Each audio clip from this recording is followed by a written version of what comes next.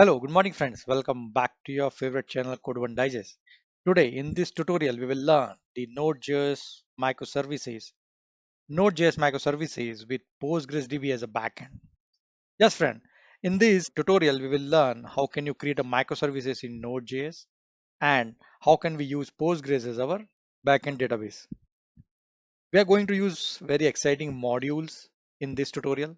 So it is going to be very exciting and informative tutorial. If you remember in the previous tutorial, we have done similar exercise with the MongoDB. We had created book microservices in Node.js with the MongoDB, but now in this tutorial, we are creating the book microservice with the Postgres database. If you want to learn about MongoDB with microservices in Node.js, you can go and watch that tutorial. The link is there on the screen. And if you want to create a microservices in Node.js with Postgres database, then you can use this tutorial. So stay with me. Do watch this tutorial till end. It is going to be very informative and very exciting tutorial today. Right, friends? He has an agenda. Okay, friends. So here is the simple agenda of this tutorial today. I will give you a simple introduction of this project, what we are trying to do in this tutorial today, what application we are trying to make. Then we'll understand the packages and module that we are required in this project. We'll be using Express PG Sequelize UUID and body parser. Okay, so we'll understand what is Express module, what is PG module, what is Sequelize, and so on. Then I'll show you step by step code implementation of routes, controller, business layer classes, repository layer classes, database models, and application JavaScript, right? I will show you step by step how can you create all of this component and running the application and testing the microservices endpoints. So all of that we'll see. So stay tuned. It is going to be very informative and exciting tutorial. Friends, before we proceed in this video, I request you to subscribe this channel to grow Code One Digest family. Friends, I am creating a lot of quality videos on programming, coding concepts, design pattern and design principles, cloud and container technologies, but I'm not getting subscribers. I request you to like, share and subscribe this channel so that I can grow our Code One Digest family. Thank you. All right, let's get started. Okay friends, so before we start, let me tell you what all prerequisites for this tutorial, what all components, what all software you need to build this application. You would need a node. I'm having version 18, but you can take the latest node version. I'm using a Postgres database of version 14.7. Then I'm using a DB viewer. It's a database editor, DB editor where we can fire the query on the database. I'm comfortable with DB viewer. If you are okay to use PG admin, you can use PG admin. Then I'm using the Postman API development testing tool where I'll be testing all my endpoints by calling the get, post, put, delete endpoints. And then I'm using editor Visual Studio Code version 1.78. So that is convenient for me to update my JavaScript files. Right, friends? Okay, friends. Now here is a very high level architecture that we are going to build that application today. If you see we have a user, then user will be calling our book microservice, which is running in a node server, and we have a backend of PostgresDB. PostgresDB where we have a database and our tables, our data is residing in a PostgresDB and microservices is interacting with the database. Right, friends? So friend, here is the detail architecture, low level architecture diagram. If you see here, we have a node application, we have a node server, and in the node server, we are running our book microservices, which has multiple components like routes, user making call to get, post, put, delete endpoints, which is coming to the route forwarding that request to our controller component passing the data to service component is making call, a performing operation on a repository component, and repository is actually performing operation on a underlying database that is our Postgres database. So repository is connected to our database through Sequelize ORM, and service is our business layer class where all the logic is defined to filter data, to update data, and so on. Controller is stitching all these modules like service and repository layer stitching at the controller layer, and routes are the component where we have defined all the endpoints which are being called and used by the users. Now let me give you introduction of all the packages and modules that I'm using as a part of this tutorial, this project. So Express is a Node.js web application framework that provides broad feature for building web and mobile applications like microservices and web-based applications that give us the libraries to create routes and so on. PG module is a non-blocking PostgreSQL client for Node.js. So we would need this client to create a connectivity with the Postgres database, right? It also gives you driver and so on. Then we use a Sequelize ORM, Object Relational Mapping. So Sequelize is a Node.js ORM for Oracle, Postgres, MySQL, MariaDB, SQLite, and SQL Server, and more different type of databases. It gives you libraries to perform a CRUD operation on underlying database without writing a query. You can do that through functions, right? That's the beauty of object relation mapping. With the easy functions, with the easy methods, you can perform the basic CRUD operations on backend database. Then we'll use the body parser to pass our HTTP request so that we can read the request body from incoming request and so on. UUID is a module to generate a 16-byte UUID that we may use to have as a primary key for our data. Right, friends?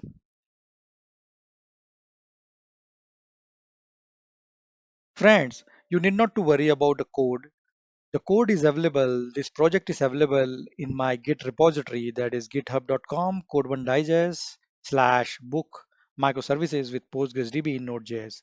So you can take a note of this URL, you can download the code, you can clone this repository into your local and play with the code. So I will be going through the code line by line, but if you're not able to follow, you can download the code and play with it. I have also provided the Postman collection in this project.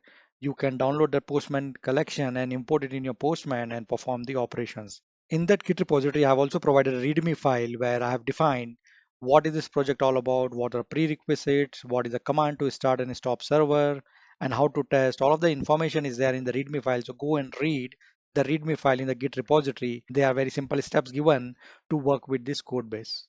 Right, friends? So let's go start with the coding of our application and see. In 10 minutes, you will be able to create application and you will be able to run your application and test those endpoints in Node.js. Right, friends?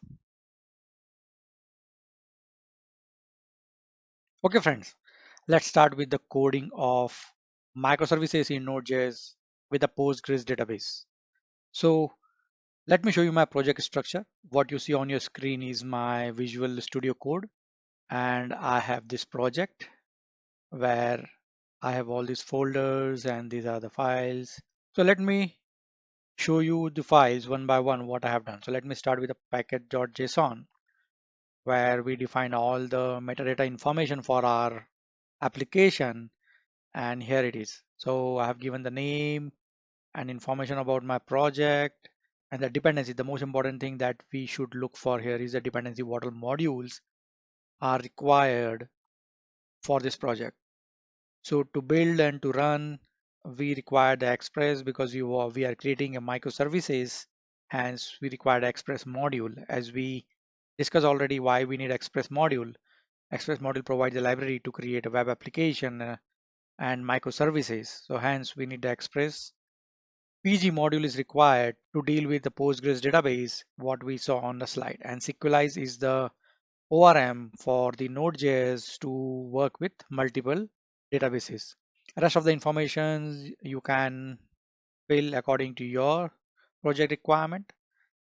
Then let's move. Then let's move to our very first file I want to show you is our configuration. So we have a config folder where I have created a database config.js where I have defined the Postgres URL, and this is my database URL in my local host. This is the Postgres So this Postgres is a username and password is a Postgres, and it is my local host name, port 5432, and this is a database Postgres again. So this is my Postgres dialog. It is not JDBC, it is a Postgres dialog. Remember that. This is a Postgres dialog.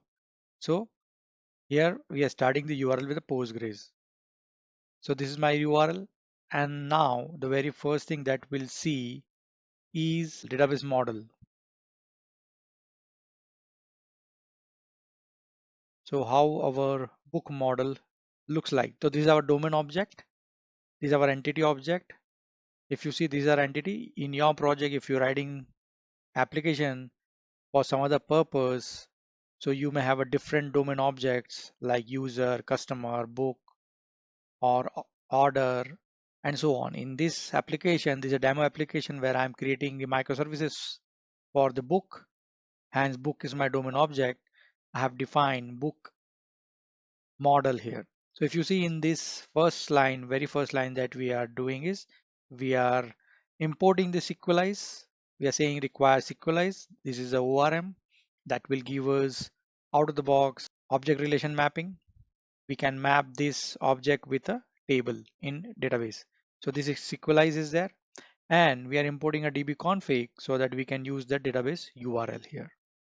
Now, very first thing what we are doing is we are creating a database connection by using a Sequelize. We are creating an instance of Sequelize here by providing a database config.postgres URL.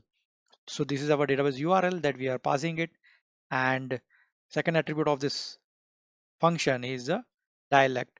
We are giving dialect as Postgres. This is important because our URL is a Postgres URL. Right now in next line we are authenticating with this URL. If the database connection is successful, we are logging it that database connection is successful. Otherwise we will be logging the error message. Once this is done, once database connection is created, then we are defining our entity object, that is our business object, that is book. So what we are saying is here this is a book. We use the Sequelize.define to define our entity object. It will create a mapping for this book object in a database.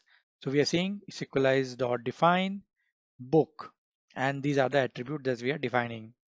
ID is a primary key and its type integer, and we are saying allow null false, auto increment true, primary key true. Right? Clear? Next property in this domain object is a name, that is name of the book. We are saying its type is string. And then third attribute in this object is author name, who is the author of this book. So we are saying this is also a string type. And the fourth attribute is release date. It's of type date. So when this book is getting released, so we are capturing that here. And once this is done, we are exporting the book schema here so that it will be available outside. We can use this book schema, book entity object in our repository and in other modules. One line, this is commented, you should remember that what is the use of this line. We are saying book schema.sync. If we use this book schema.sync and force is equal to true, so every time you start your node server, you start this application, it will recreate that table as per this declaration. So if you have any test data or if you have any data that will go off, if you modify, if you add an attribute here, right? Let's say if you add a new column here and then enable this line, so that column will get created in Postgres database automatically.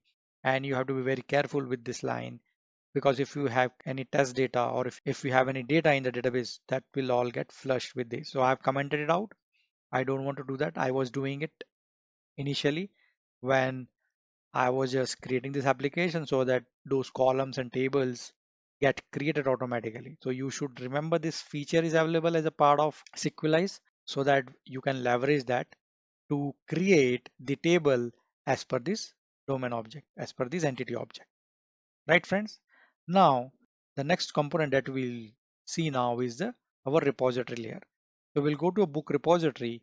So in book repository, we'll be defining all the methods to perform operation on this Postgres database like add book, get book by ID, update book, and delete book. All the CRUD operation we'll be performing here. So if you see we have defined the book repository and we have a constructor here for this class where the constructor takes book model. This is our entity object. Book model is a parameter, there's an input, and the local book model get initialized here with that. Now we have defined this add book. In add book, we are passing ID, name, release date, and author name as a parameter. And then we are saying this dot book model dot create. So this dot create method is coming from Sequelize. And as we have seen the book model, this is an entity object. In entity object, we have imported the Sequelize. Sequelize gives this method to perform the CRUD operation, dot create.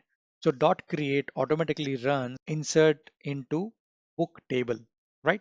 So at the background, this ORM will convert this function, this method to a SQL query that is insert into book table. So this dot book model dot create, by passing all this parameter, automatically the insert query will get created and it will run on the database. That's how book will get inserted into table, will get saved into table. Next method what we have defined is get all books. So in that we are calling this dot book model dot find all. Find all is again an out of the box method given by Sequelize to get all the entity objects of that particular type. As we are using book model, and in book model our type of object is book, and it will fetch all the books from the table and give it to us. List of books it will give. Then third method that we have here is get book by ID. So we are getting ID as a input and we are saying this dot book model dot find one. Find one is again a method and it takes where clause where we are saying where ID is equal to UUID, whatever ID we are passing in a method, so that it can find a book with the ID. Then is a callback function where we are checking if the book is found or not. If not found, then we are returning book not found.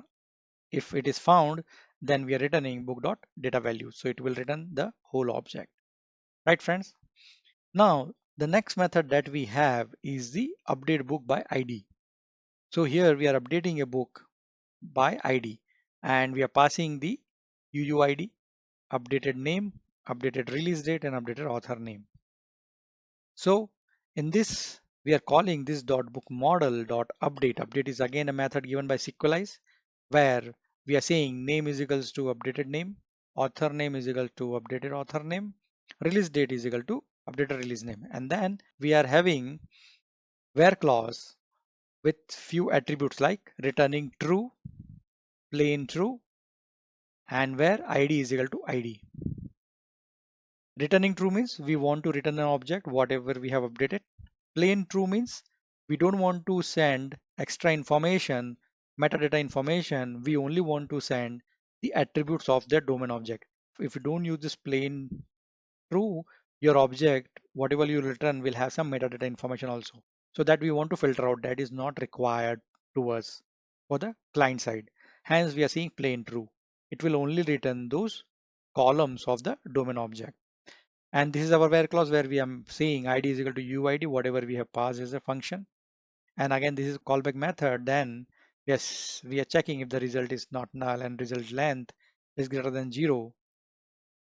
Here you have to understand in Postgres, when we get this result object, result is a type of array.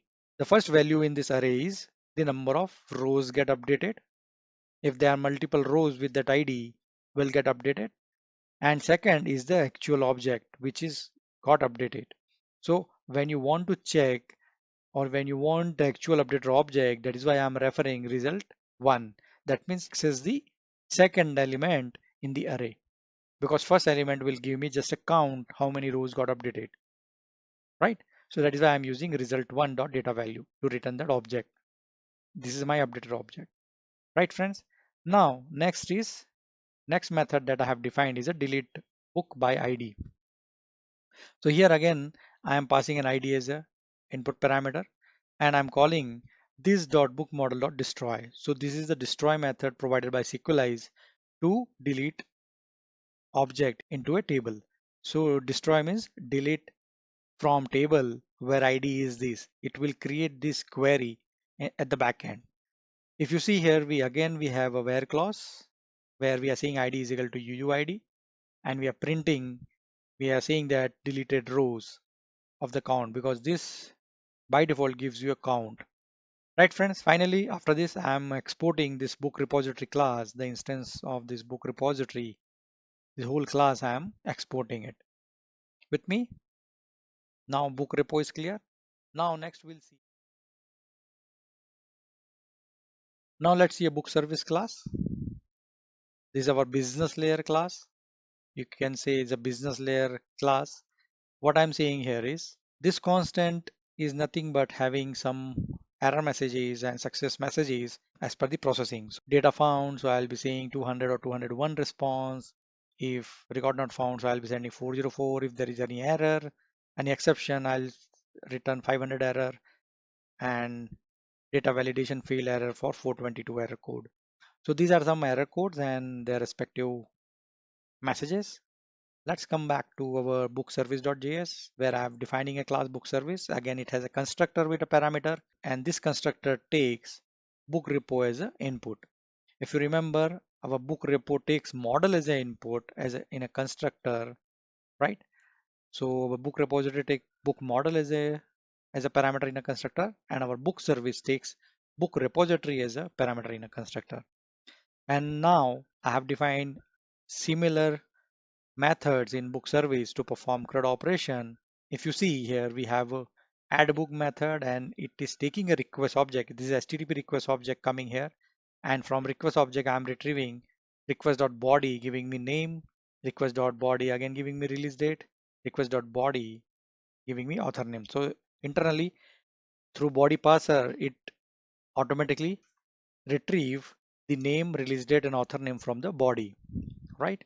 Because this is a add book method, and it is going to be post type of call. In the post type of call, we will have a request body in a JSON format. So we'll have a name, release date, and author name coming in the request body. Now I'm checking if all these input parameters are not null. Otherwise, I'll not proceed. These are the input data validation that we do normally. If this data is null, then I don't want to proceed to a repository layer to add this book with the incomplete data, right? This check is done. Then at this line, I am calling my repo method, this.book repo.addBook, and this book repo, what we got from in a constructor of this class. So we are saying this.book repo.addBook. AddBook is a method, and we are passing UUID, name, release date, and author name, right?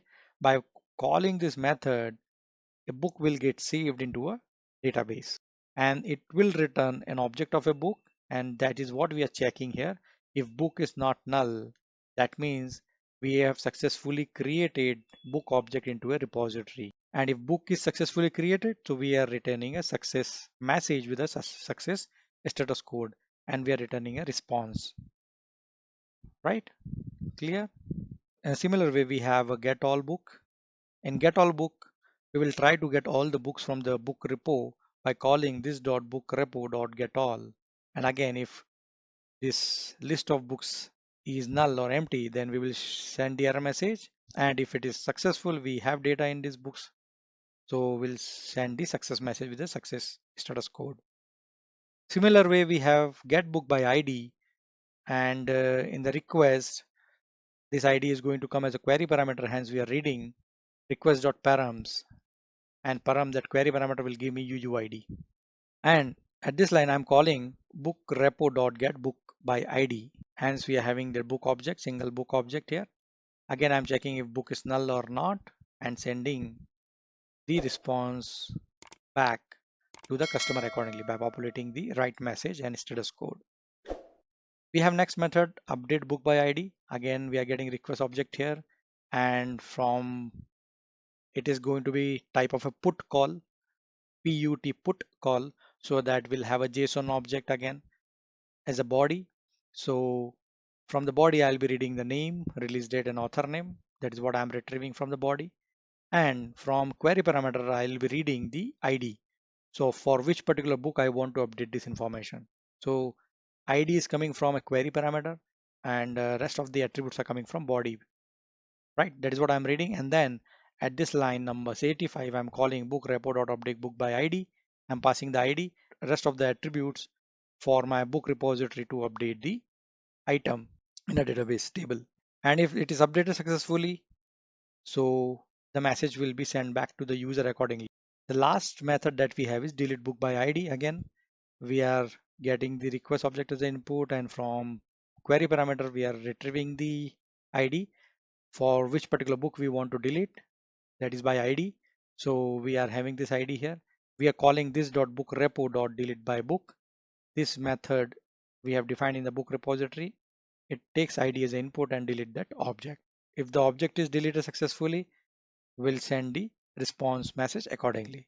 Finally, after all these things, we are exporting this class as a book service. Book service is now next component that we'll see is the controller. Controller is a component where we are stitching all the classes together, like business layer to repository layer and repository layer to the data model. If you see here in this controller class, book controller.js, I'm importing book service. This is a business layer class. I'm also importing a book repository, and I'm also importing our entity object class, that is book. Now what I'm doing is I'm creating an instance of a book repository first. And book repository, if you remember, book repository expects book model as an input in their constructor. Hence we are passing this book model while creating an instance of a book repository. And this is the instance of book repository we have created. Now once the book repository is created, now we are creating an instance of book service. Okay, we are saying new book service, and by passing the book repository as an input parameter in a constructor. If you remember, book service expects book repository in a constructor. So we are passing this book repository in a constructor and getting an object of a book service. Now finally we have book service ready. Book service having an instance of book repository, and book repository having an instance of a book model. Now this book service instance will use in this controller to perform the CRUD operation. So first method that I have defined is add book, and it takes request, response, and next parameter. And I am calling book service dot add book, and this is the response I am getting, and sending response dot JSON message as a response dot message and data as a response dot data. Next method that we have is get all books. That means we want to retrieve all the books from the database. So we are calling book service dot get all books by passing a request object. Same handling, we are sending this response message and response data to user. Next method that we have is get book by ID. We are getting a book only by that ID. So what we're doing is we are calling the book service dot get book by ID by passing a request object, and then we are sending this response dot message and response dot data to the user. Next method that we have is update book by ID, and we are calling book service dot update book by ID, and we are sending the response back to the user. Last method that we have here is the delete book by ID, where we are calling delete book by ID, and we are sending this response back to the users. Right, friends? So these methods are defined in a controller layer where we are okay, friends. So now what we do is we'll see a route, our route component. So all our endpoints are defined in this book routes.js. If you see here, we are importing Express. As I said, why do we need an Express module?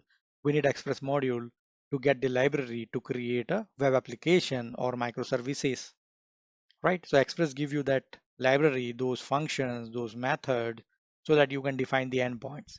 We have imported the Express here, and then we are saying express.router to create routes, to create our endpoints. And we are importing a controller because it will be calling the controller method for each and every endpoint.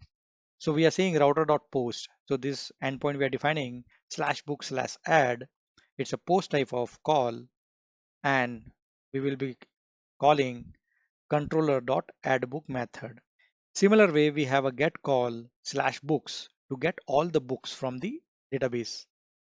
Router.get /books means get me all the books from the database. So we are calling the method book controller.get all books, right?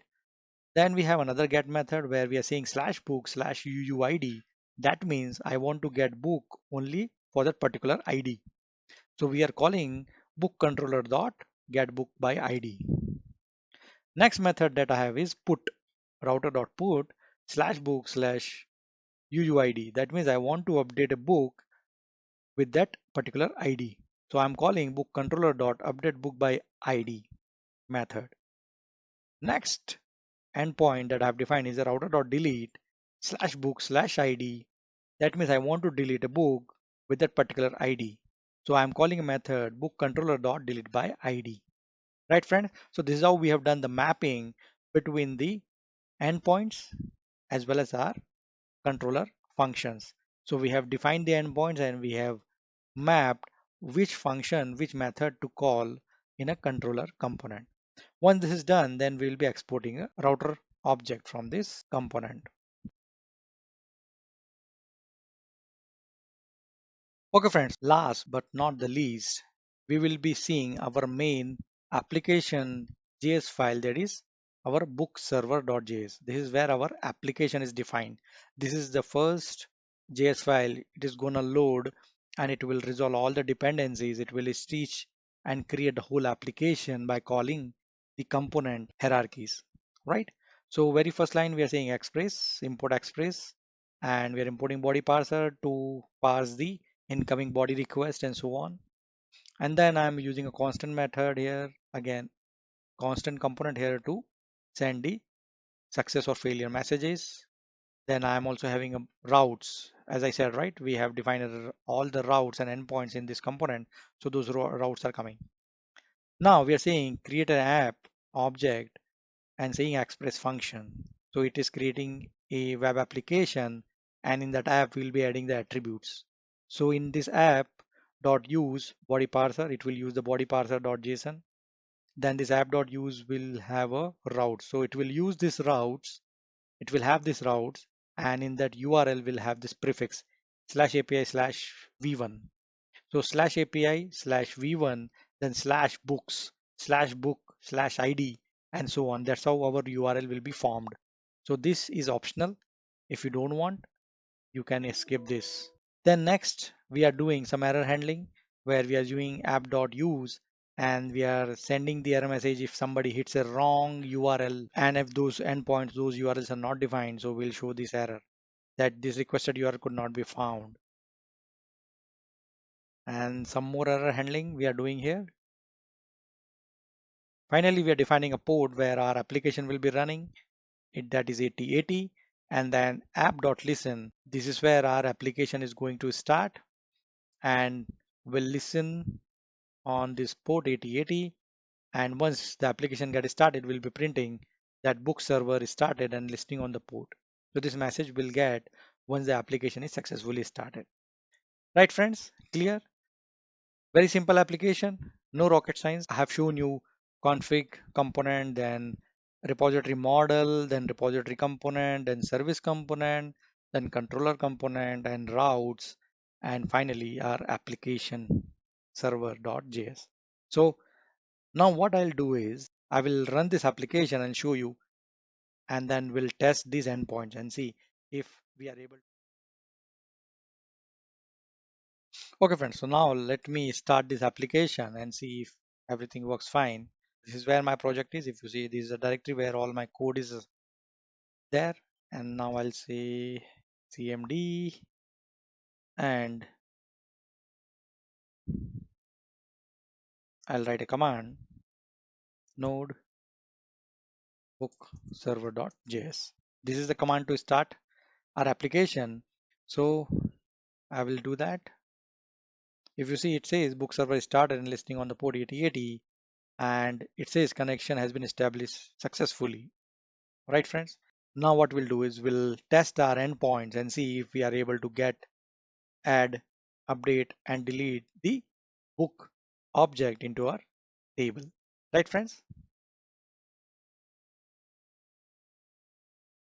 Okay, friends. So now our application is running and now I'm going to test our endpoints. So I've opened my Postman, and if you see, this is my Postman collection to perform all the operation. So the very first operation that I'm going to do is get all books. So if you see my endpoints, HTTP localhost 8080 is our port, and /API /v1, I have defined this in my application server as a prefix to my routes. right? Slash API slash v1 and then books. Books is the endpoint that I have defined in the route. So let me hit this and see if I'm getting a response. Yes. So it says 200 response. If you see the response is 200, that means okay. And if you see the message is request has been successfully processed and the data is our JSON. That is ID7 is a primary key of my book object. Name of the book is my book 1212. Author name is Ravi and release date is so and so. And these two tables are created automatically by Sequelize. In Sequelize, there is option to ignore create update false. If you use that attribute, this column will not be added to your domain object. If you see, we got two books as a part of this. Let us validate from the backend how many objects we have, how many rows we have. So I'm using this DB viewer and this is my database, Postgres. Inside Postgres, I have a schema public and inside public, I have a table books, right? So the books having these columns, ID, name, author name, release date, created it and updated date was created by Sequelize automatically. Now, if I fire this select star from books, let me see what all information I'm getting.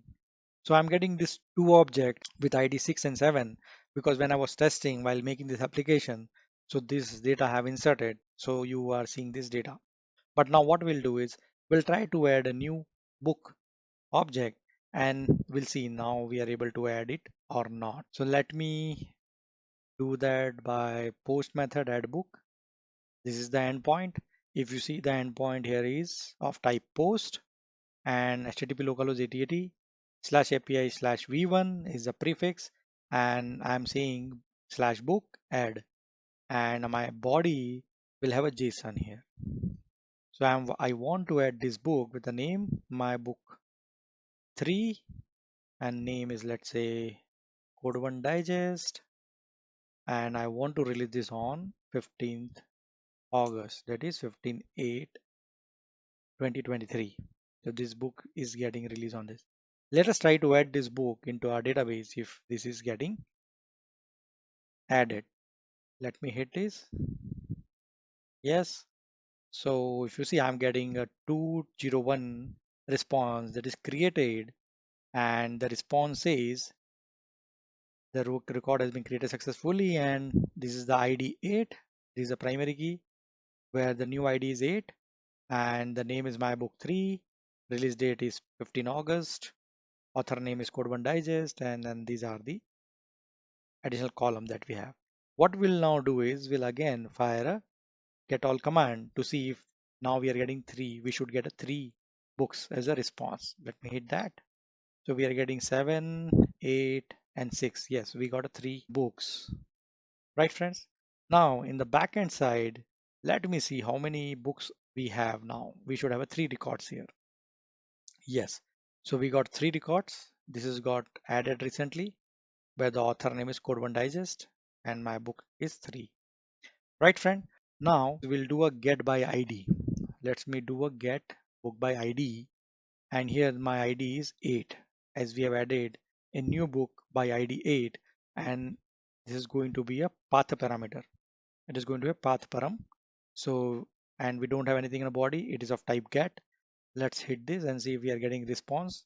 We are expecting only one book to be written, that is my book 3 where the author is Code 1 Digest, right? So our get by ID is also working fine. Now what we'll do is we'll perform an update operation on this object and see if that is getting updated. Let me open my update endpoint. Here if you see it is of type put and the endpoint look like localhost 8080 API slash v1 is a prefix and book and I want to update my book with ID 8 and what is my body looks like, what all attributes I want to update. I want to change my book name to my book 10 and author is now let's say Pavan and my release date is now November, right? Let us do that. Let me hit this, right? So it says 200, that means it is updated and we have updated the name, author and release date for book with ID 8. It's a successful. Let me try to do a get by ID again for it. Right now it is Code1Digest and my book 3. But if I hit, we should get updated name and author name, right? So my book 10 and Pawan is the updated name, and release date is also changed to 10 November.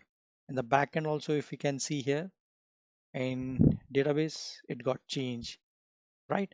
So that means our put operation is also working fine. Now last but not the least is our delete operation. Let us see that. Here we are using delete protocol, and we are having an endpoint like localhost 8080/API/v1 as a prefix and book ID 8. Okay, no body, nothing. We are passing the ID as a path parameter, right? So let me hit this so that we delete this book, right? So it says 200. The request has been processed successfully. That means the book is deleted. Let us try to get book by ID 8. We should not get, it should say book not found. Yes, it says book not found. We'll do a get all book. Here we should get only 2 books with 6 and 7 ID, not the 8. Right? We are getting 6 and 7, right? That means that book with ID 8 got deleted successfully. We'll also validate from the back end now how many rows are there. So we fire the query and we just have 2 rows. That book with ID 8 got deleted. Right, friends? So we have seen that all our CRUD operation are working fine. Right, friends? I hope you like this video, and if you like this video, so give it a thumbs up. And if you're new to the channel, so do subscribe to our channel to grow Code1Digest family. Thank you. Okay, friends, so now let me summarize what we learned in this tutorial today.